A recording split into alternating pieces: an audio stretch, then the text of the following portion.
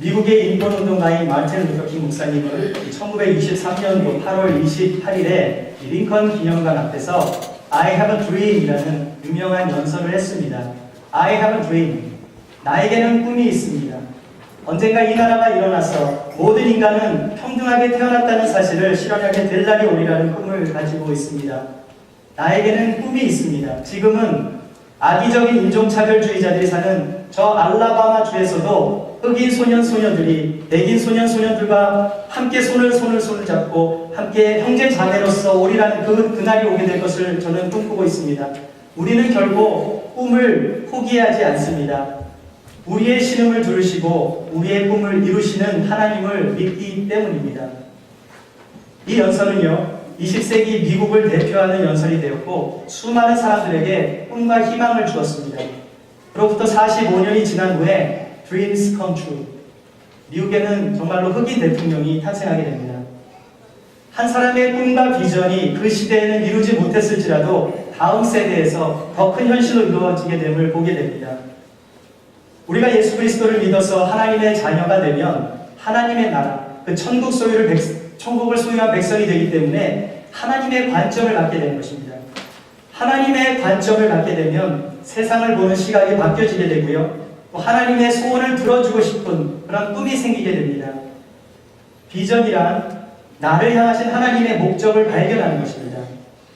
잠언서 29장 18절 보시면 묵시가 없으면 백성이 방자히 행하거니와 라고 말씀합니다.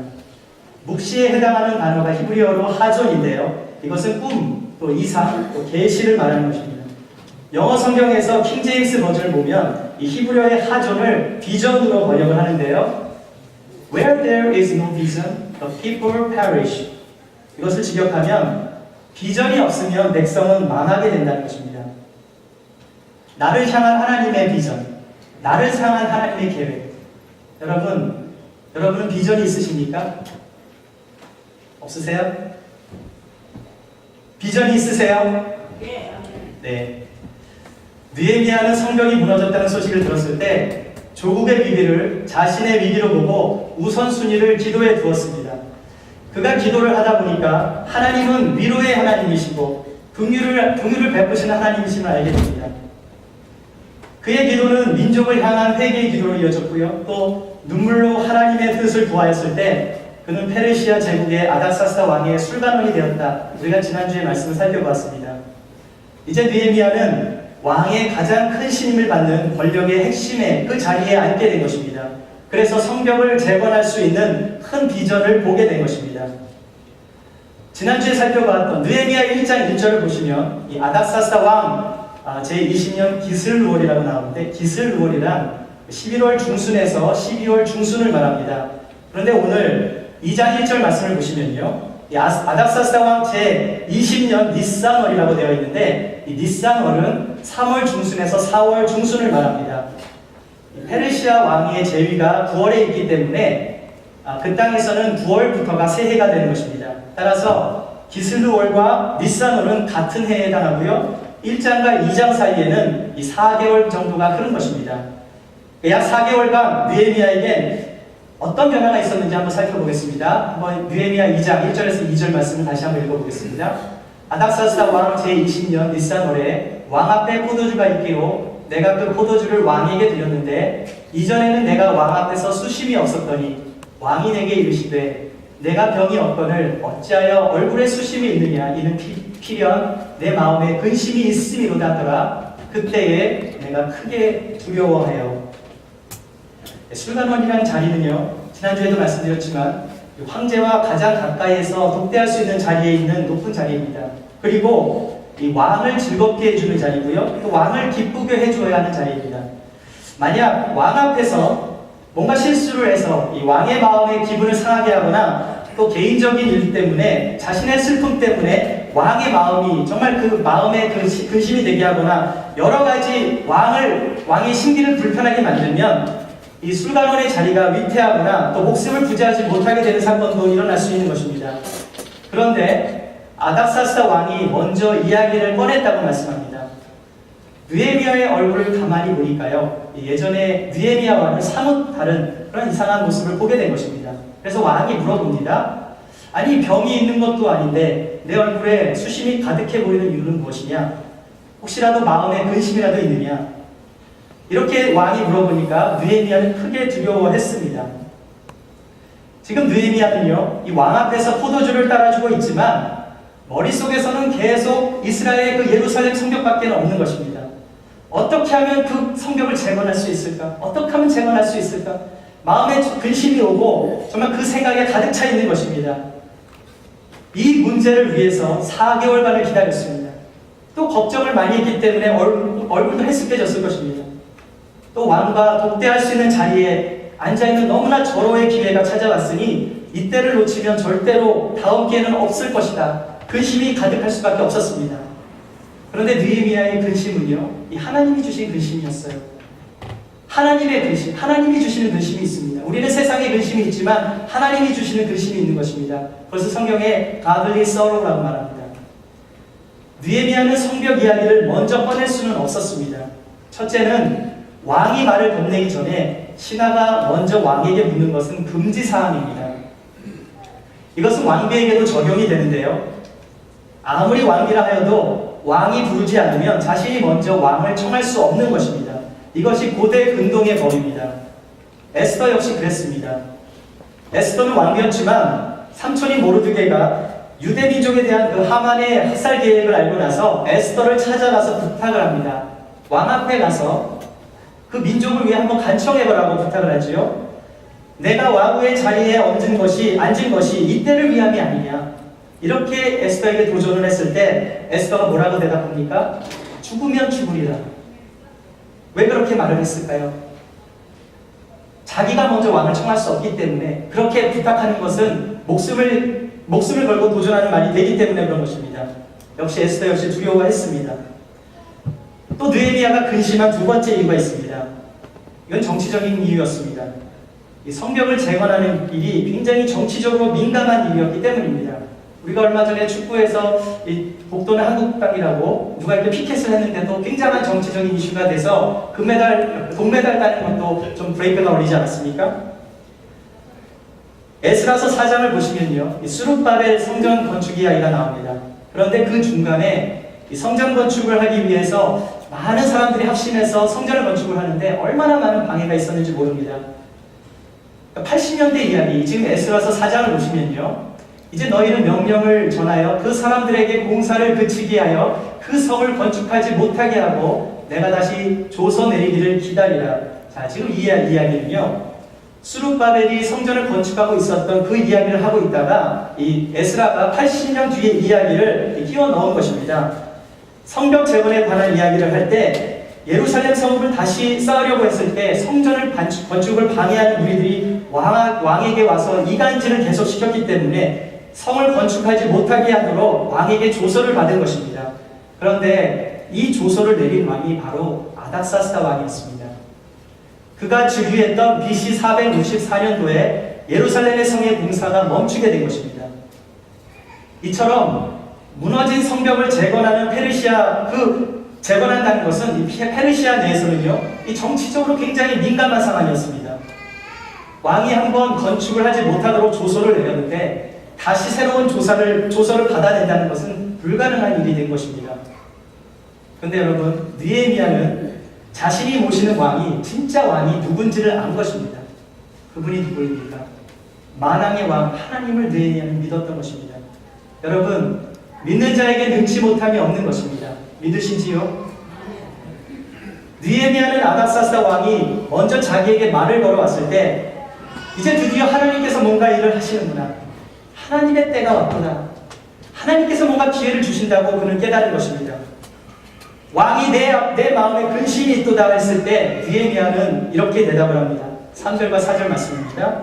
왕께 대답하되 왕은 만세주수를 하옵소서. 내 조상들의 묘실에 있는 성읍이 이제까지 황폐하고 성읍이 불탔사오니 내가 어찌 얼굴에 수심이 없사오리까 하니 왕이 내게 이르시되 그러면 내가 무엇을 원하느냐 하시기로, 한번 읽어보겠습니다. 내가 곧 하늘의 하나님께 묵도하고. 느헤미야가 뭐라고 했습니까? 내가 곧 하늘의 하나님께 묵도하고. 왕이 물어봤는데 느헤미야는요, 그 시간에 내가 곧 하나님께 묵도하고라고 표현하고 있습니다. 느헤미야는 왕에게 대답하면서 이 예루살렘이라는 좀 정치적으로 민감한 상황을 말하지 않았습니다.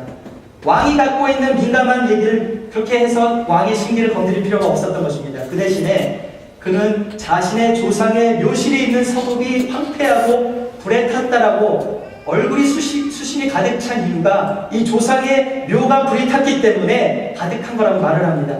여러분, 조상의 묘실에 있는 성읍이 불에 탔다는 이야기를 하고 나니까 왕은요, 연민이 생긴 것입니다.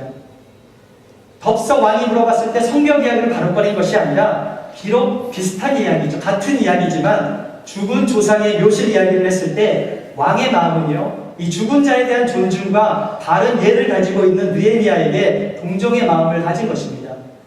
그러자 왕이 묻습니다. 그러면 네가 무엇을 원하느냐? 자, 느헤미야가 정말로 오랫동안 기다렸던 답입니다. 그죠? 왕이 이렇게 물어보는 것. 왕이 무엇을 원하느냐? 이것을 하기 위해서 4개월을 준비한 것입니다. 그때 느헤미야는 이렇게 대답을 합니다.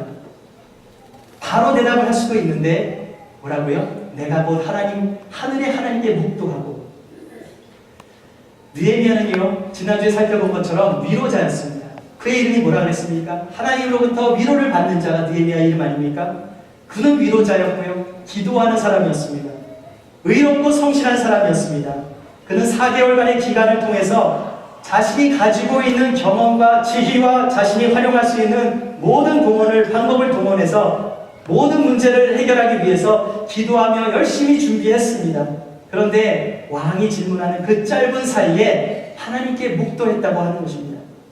내가 곧 하늘의 하나님께 묵도하고. 여러분, 이것이 바로 기도의 훈련입니다. 기도하는 사람들은요, 쉬지 않고 기도하는 거예요. 하나님께서 말씀하시잖아요. 항상 기뻐하라. 쉬지 말고 기도하라. 범사에 감사하라. 범사에 기도하고 범사에 하나님을 찬양하고 정말 하나님 앞에 항상 기뻐하는 사람들은요, 어떠한 순간에서도 위기가 왔을 때 내가 하나님 앞에 기도하면서 하나님의 지혜를 구하고 그 지혜의 메시지를 전할 수 있는 것입니다. 그것이 바로 기도의 훈련입니다.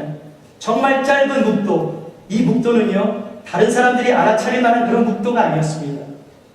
느헤미야의 묵도는 하나님께 지혜를 구한 묵도였습니다. 더 나아가 하나님의 때를 기다린 묵도였습니다. 느헤미야는 이런 기회를 하나님이 주셨다고 생각했습니다. 아마도 그 전날에는 한 잠도 못 잤을지 모릅니다. 마음속으로 계속 기도하면서 성경에 대한 이야기를 꺼내야 하는데 언제 어떻게 할까? 어떡하지? 내일 이제 왕을 만나게 될 텐데 마음의 근심도 있고요. 어떻게 하면 성경 이야기를 할 수 있을까?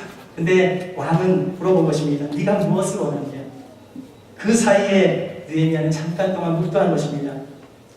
이제부터 느헤미야는 자신이 그동안 하고 싶었던 이야기를 모두 할 수가 있게 되었습니다. 하나님께서 길을 열어주셨기 때문입니다. 하나님이 일하시는 그때를 기다렸더니 하나님께서 하나님의 방법으로 기회를 열어주신 것입니다. 여러분, 하나님의 비전을 받고 하나님을 위해서, 하나님 나라를 위해서 기도하면 하나님의 때는 반드시 찾아오게 되는 것입니다. 우리가 예수님을 믿고 그분의 뜻을 따르고 순종하기로 결단하면 하나님은 우리에게 반드시 기회를 주십니다. 비록 우리가 생각하는 것보다 그때가 지연이 될 수도 있지만 기회는 반드시 찾아오는 것입니다. 하나님 앞에 하나님께서 길을 한번 열어주시면요, 갑자기 열려지면 정말 하나님의 그 기회가 화살처럼 엄청난 속도로 우리에게 찾아오는 것입니다. 그러나 그 기회를 붙잡지 않으면 지나가고 마는 것입니다. 여러분, 준비된 자가 그 기회를 잡는 것이에요. 가만히 누워있는다고 하늘에서 떡이 떨어지겠습니까? 아무것도 안 하고 있는데 그냥 가만히 누워있는데 그렇게 되면 기회가 와도 기회를 붙잡을 수 없는 것입니다. 느헤미야는 기회가 왔을 때 이것을 하나님이 주신 기회로 믿었습니다. 그리고 그 기회를 놓치지 않았습니다. 그리고 하나님의 때를 기다리면서 철저하게 준비를 했습니다. 느헤미야는 기도하면서 하나님의 비전을 받았고요. 그 비전이 이루어질 수 있도록 하나님의 때를 기다리면서 그는 철저하게 자신이 무엇을 해야 할지 구체적인 계획을 세웠던 것입니다. 이제 5절에서 8절까지는 느헤미야가 얼마나 구체적인 계획을 세웠는지 이야기하고 있습니다. 먼저 5절과 6절 말씀을 보시겠습니다. 왕에게 아뢰되 왕이 만일 좋게 여기시고 종이 왕의 목전에서 은혜를 얻었사오면 나를 유다 땅 나의 조상들의 묘실이 있는 성읍에 보내어 그 성을 건축하게 하옵소서 하였는데 그때의 왕후도 왕 곁에 앉아 있었더라. 왕이 내게 이르시되 내가 몇 날에 다녀올 길이며 어느 때에 돌아오겠느냐 하고 왕이 나를 보내기를 좋게 여기시기로 읽어보겠습니다. 내가 기한을 정하고. 여러분, 느헤미야는요 플랜 A를 갖고 있었지만 플랜 B도 갖고 있었습니다. 5절에서 느헤미야는 자신이 유다 땅 조상의 묘실에 있는 그 성을 건축할 수 있게 해달라고 왕에게 정식으로 부탁을 합니다. 그리고 또 6절 보시니까 이 왕후도 그 옆에 앉아 있었다고 말합니다. 따라서 이 자리는요, 이 왕비가 함께 동석한 곳으로 가서 굉장히 사적인 자리일 가능성이 굉장히 높습니다. 여러분, 이것도 하나님이 도우신 거예요. 원래 남성은요, 여성 앞에서 뭔가 좀 과시하려는 그런 경향이 좀 있습니다. 맞습니까? 왕이 왕비 앞에서 목에 힘을 주면서 느헤미야야 무엇을 원하느냐 이렇게 물어보았는데 느헤미야가 소원을 대답했는데 그때 만약 왕이 막 화를 내거나 소원을 들어주지 않으면 왕은요 굉장히 쫀쫀한 왕이 되는 것입니다. 왕의 자존심은 그렇게 되면 여왕 앞에서 체면을 다 구기게 될 것입니다. 이때 왕은요 느헤미야에게 언제 오겠냐고 물어봅니다. 왜 그랬습니까? 말을 한번 뱉었으니까 얘기하는 대로 들어줘야 되는데 느헤미야는 신실한 사람이었잖아요. 왕이 믿을 수 있는 사람이 술관원이 돼야 자신도 보호를 받을 수 있는 것입니다. 이때 느헤미야가 기한을 정했다는 것입니다. 여러분, 기한을 정했다는 것은 목표를 세웠다는 것을 의미합니다. 수상궁에서 유다까지는 얼마나 걸렸는지, 또 그 경로는 어떠한지, 또 몇 날을 가야 도착할 수 있는지, 요즘으로 말하면 비자를 받기 위해서 필요한 모든 걸 다 준비하고 그런 것과 마찬가지로 느헤미야는 굉장히 구체적이고 철저하게 준비한 계획을 왕 앞에 이야기하는 것입니다. 그리고 7절을 보시면 강 서쪽에 조서를 내려달라고 말씀합니다. 또 8절을 보시면 왕의 삼림 감독인 아삽에게 조서를 내려서 공사에 필요한 나무를 얻게 한 것입니다. 여러분, 느헤미야가 아무리 똑똑한 신하라고 해도 왕의 삼림 감독이 아삽이고 이 나무를 얻으려면 왕의 조서가 필요하다는 것을 어떻게 알 수 있었겠습니까? 그가 4개월 동안 기도하면서 하나님께서 그에게 지혜를 주셨기 때문이 아니겠습니까? 느헤미야는 기도하며 하나님이 주신 비전을 보게 된 것입니다. 그리고 철저하게 준비할 수 있었던 그것은 바로 이때를 위함이 아닌가. 느헤미야는 하나님의 뜻을 이루기 위해서 철저히 준비하며 구체적인 계획을 세웠을 때 왕이 말을 했을 때 머뭇머뭇거렸던 것이 아니라 구체적으로 강서쪽 총독들에게 내리는 조서를 주게 하시고 왕의 삼림 감독 아삽에게 조서를 내려서 성전에 속한 그 모든 나무들, 필요한 것들을 얻게 하여 달라고 느헤미야는 말하고 있는 것입니다. 그리고 내 하나님의 선한 손이 나를 도우심으로 왕이 그것을 허락했다고 고백하는 것입니다. 여러분, 하나님을 준비하는 자에게 비전을 보여주시는 것입니다. 꿈이 있다고 다 꿈이 이루어지지는 않습니다. 아무리 원대한 꿈을 가지고 큰 비전을 가지고 있다 해도 자신에게 맡겨진 일을 충실하지 않으면서 하나님께서 그냥 해주시겠지, 어떻게 되겠지, 막연한 삶을 살아간다면 뜻을 이루지 못하는 것입니다. 인생을 살아갈 때 아무 생각 없이 닥치는 대로만 살아간다면 그 인생은 목표가 없는 인생이 되는 것입니다. 아무런 의미가 없이 살아간다는 것은 목적이 없는 인생을 살아가는 것입니다. 그렇게 살아가는 것은 인생의 무의미한 인생을 살아가는 것은 그렇게 살아가다 보니까 세상의 것으로 자꾸만 채우려고 하는 것입니다. 내 마음에 뭔가 비어있는 공허함을 자꾸 다른 것으로 채우려고 합니다. 그러다 보니 세상의 것으로 만족하려고 하고요. 하나님과는 점점 더 멀어지는 것이고요. 세상의 죄와는 점점 더 가까워지게 되는 것입니다. 우리가 주일 예배를 드릴 때도요, 우리가 열심히 찬양하는 것 하나님 기뻐하십니다. 열심히 기도하는 것 하나님이 원하십니다. 또 하나님의 말씀을 잘 듣는 것 너무나 중요합니다. 믿음은 들음에서 나기 때문입니다. 그런데 하나님의 말씀이 내 삶에 구체적으로 적용이 안 된다면, 하나님이 말씀하셔도 이거는 나한테 온 게 아니라 다른 사람에게 필요한 말씀이다라고만 생각한다면 그 말씀이 나와는 전혀 상관이 없게 되는 것입니다. 하나님의 말씀은 여러분을 위한 것이지 다른 사람을 위한 것이 아닙니다. 하나님의 말씀이 나의 삶에 구체적으로 적용이 되고 그 말씀이 나의 삶을 변화시키시는 하나님의 능력의 말씀으로 임할 때 우리는 내 방식대로 내 인생을 살아가는 것이 아니라 하나님이 원하시는 하나님의 방향으로 나의 삶이 움직여지는 것입니다. 하나님의 비전을 이루기 위해서는 나의 삶 가운데 하나님의 뜻이 이루어질 수 있도록 내가 차지하고 있는 자리를 하나님께 맡겨드려야 하는 것입니다. 내 뜻을 이루는 것이 아니라 하나님의 뜻을 이룰 수 있도록 나의 삶이 하나님께 맞춰져야 되는 것입니다. 여러분, 하나님의 비전을 이루기 위해서는 내가 영광을 받는 것이 아니라 나를 통해 하나님이 영광 받으실 수 있도록 기도해야 하는 것입니다. 느헤미야는 하나님께서 열어주신 그 때를 기다리며 철저히 준비하는 인생을 살았습니다. 느헤미야가 그렇게 할 수 있었던 것은 그가 하나님 앞에서 그의 삶과 행위가 일치하는 성실함이 있었기 때문입니다.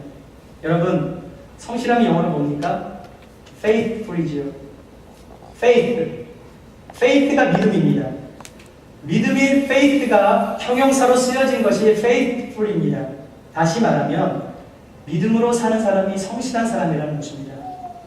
믿음으로 살아간다는 것은 겉으로만 믿음 있게 보이는 삶이 아닙니다. 말로만 믿음 있게 산다는 것도 아닙니다.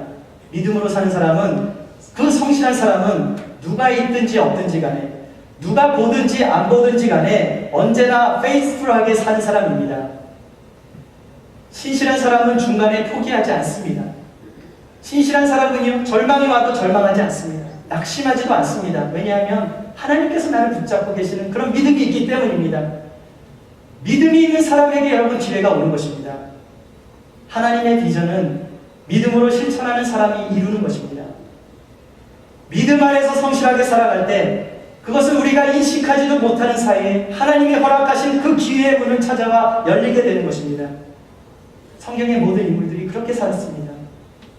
우리에게 맡겨진 그 사명을 믿음으로 감당하며 그렇게 살아갈 때 우리는 하나님께 인정받을 뿐만 아니라 여러분 주변에서, 일터에서 인정을 받게 되는 것입니다. 우리가 예배드릴 때 모습을 보세요. 얼마나 거룩합니까? 그러나 교회에서 보여지는 모습을만 보시고 그렇게 살지 마시고요.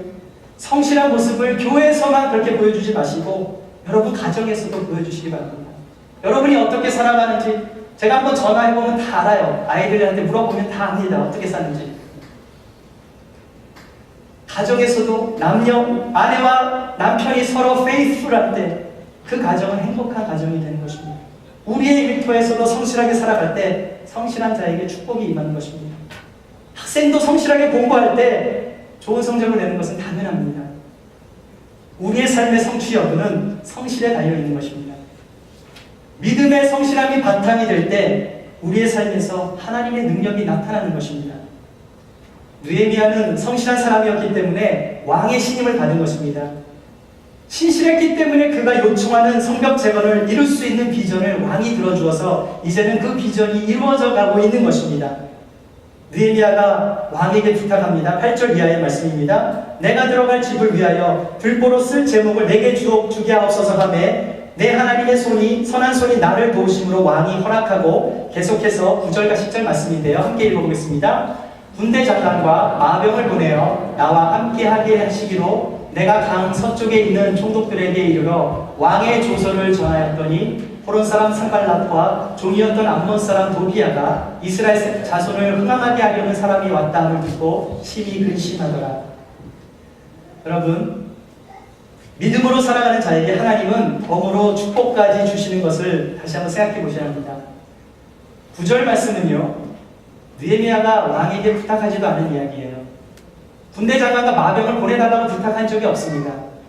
그런데 왕은 부탁하지도 않은 느헤미야에게 군대 장관과 마병을 보내어서, 즉 보디가드를 보내서 느헤미야를 보호해주고 그와 함께 동행할 수 있도록 해준 것입니다. 그리고 총독들에게 조서를 써서 전하여 성벽 재건의 모든 준비가 이제는 일사천리로 진행되어 가는 것입니다. 그렇다면 성벽 재건은 언제쯤 이루어지겠습니까? 그 말씀은 이번 주 수요일날 제가 말씀드리겠습니다. To be continued. 수요일에 좀 나오시라는 말씀이에요. 사랑하는 여러분, 믿음으로 사는 자에게 형통함이 찾아오는 것입니다. 믿음은 바라는 것의 실상입니다. 행함이 없는 죽음은 뭐라 그랬습니까? 죽은 믿음이라고 말하는 것입니다. 느헤미야는 기도와 성실함으로 나아간과 동시에 행함으로 믿음을 실천했기 때문에 자신의 뜻을 이룬 것입니다. 그러나 그의 비전이 궁극적으로는 하나님의 도움에 의해서 이루어졌다는 사실을 알고 있었습니다. 왕이 자신의 요구를 받아들인 것은 내 하나님의 선한 손이 나를 도우심으로 왕이 허락했다고 고백하고 있는 것입니다. 비전을 이루어가는 신앙이란 하나님이 주신 꿈을 이루어가는 신앙입니다. 하나님이 꿈을 주셨다면 그 꿈은 하나님으로부터 왔기 때문에 하나님이 반드시 이루어질 수 있도록 하나님이 도와주시는 것입니다. 나의 도움이 어디서 올까? 나의 도움은 천지를 지으신 여호와께서로다. 우리는 믿음으로 고백할 수 있는 것입니다.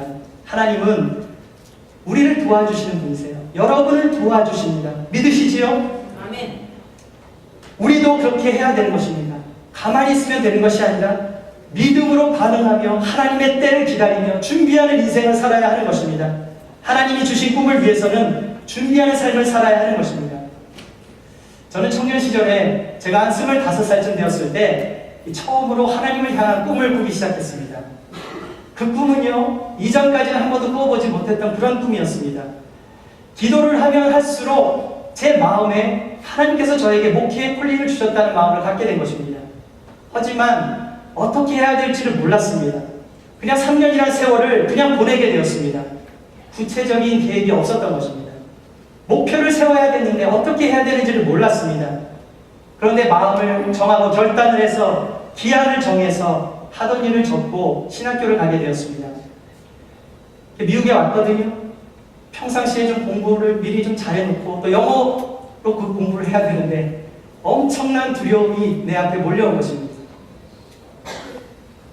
그런데요, 아니게 IMF가 찾아왔습니다. 뭔가 뜻을 이루려고 하면 하나님이 좀 도와주셔야 하는데 IMF가 뻥 터진 것입니다.